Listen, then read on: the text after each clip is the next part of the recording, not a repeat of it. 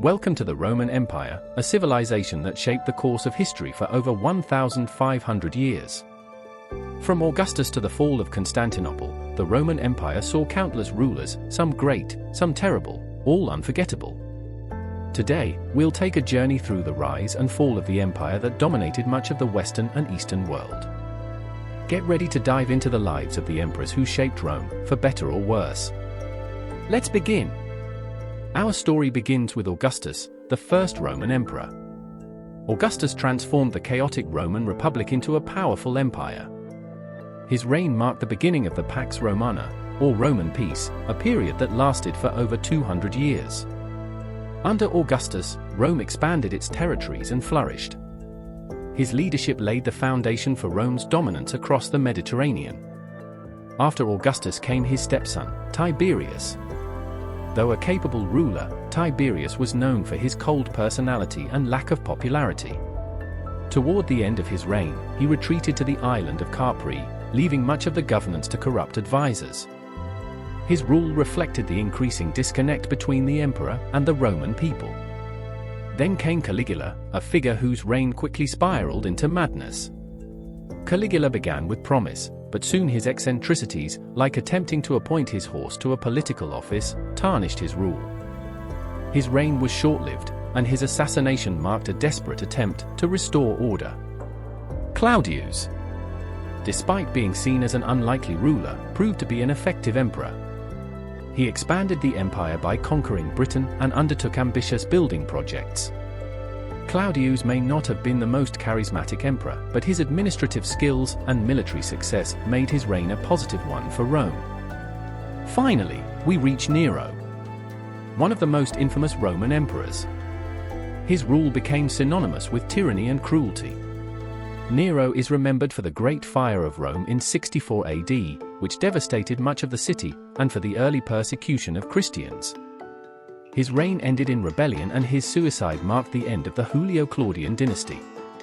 Nero's death threw Rome into chaos, leading to the Year of the Four Emperors in 69 AD. During this turbulent period, Rome saw four different rulers: Galba, Otho, Vitellius, and finally Vespasian. Vespasian brought much-needed stability to Rome and founded the Flavian dynasty, which was known for overseeing the construction of the iconic Colosseum.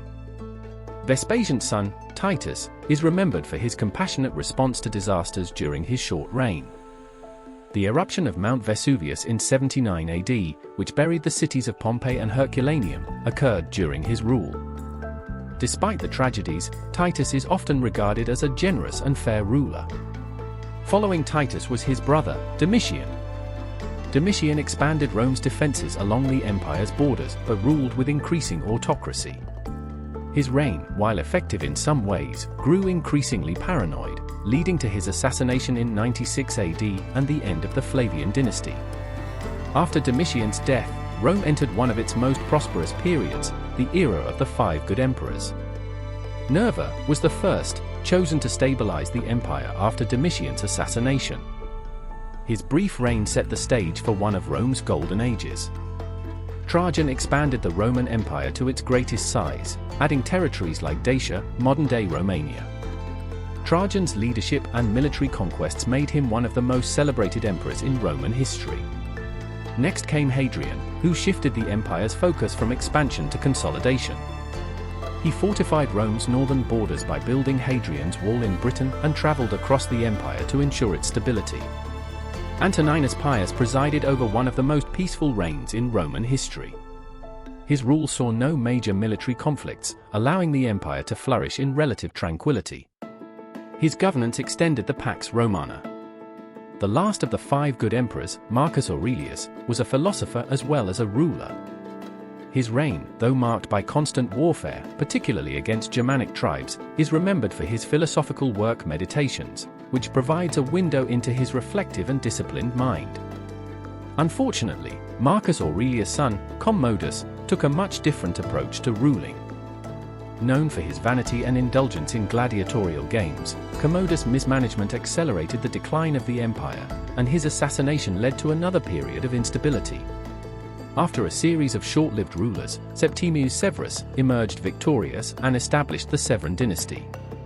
Severus was a strong military leader who fought to preserve Rome's borders but also began the militarization of the empire, a factor that would lead to future problems.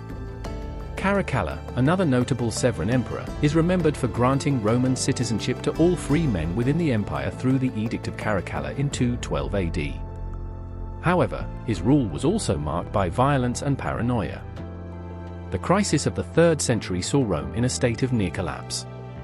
In just 50 years, more than 20 emperors ruled, as invasions, internal strife, and economic disasters plagued the empire. It was a time of constant upheaval, and many believed the empire might not survive. Amid this chaos, Aurelian emerged as a unifying force, earning the title Restorer of the World for his efforts to reunite the empire and fend off invasions. Though he brought temporary relief, Rome's troubles were far from over. Diocletian introduced the Tetrarchy, a system where the empire was divided into 4 regions, each ruled by co-emperors. This brought stability but also planted the seeds for future conflicts. Diocletian's reforms helped Rome recover from the 3rd century crisis, but his division of the empire into east and west would have lasting consequences.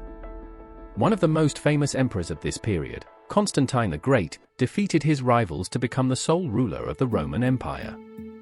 Constantine's reign changed the course of history. He legalized Christianity, founded Constantinople, modern-day Istanbul, and shifted the center of power to the east. After Constantine's death, the empire was permanently divided into east and west. By the 5th century, the Western Roman Empire was in terminal decline, besieged by barbarian invasions and internal decay. In 476 AD, the last Western Roman emperor, Romulus Augustulus, was deposed, marking the fall of the Western Empire. Though the West fell, the Byzantine Empire, or the Eastern Roman Empire, would continue for nearly 1,000 more years, preserving Roman traditions and shaping future civilizations. From the glory of Augustus to the fall of Romulus Augustulus, the Roman Empire's emperors left an indelible mark on history. Their legacies continue to shape our world today. If you enjoyed this journey through Roman history, don't forget to like, subscribe, and let us know your favorite Roman emperor in the comments below. See you next time.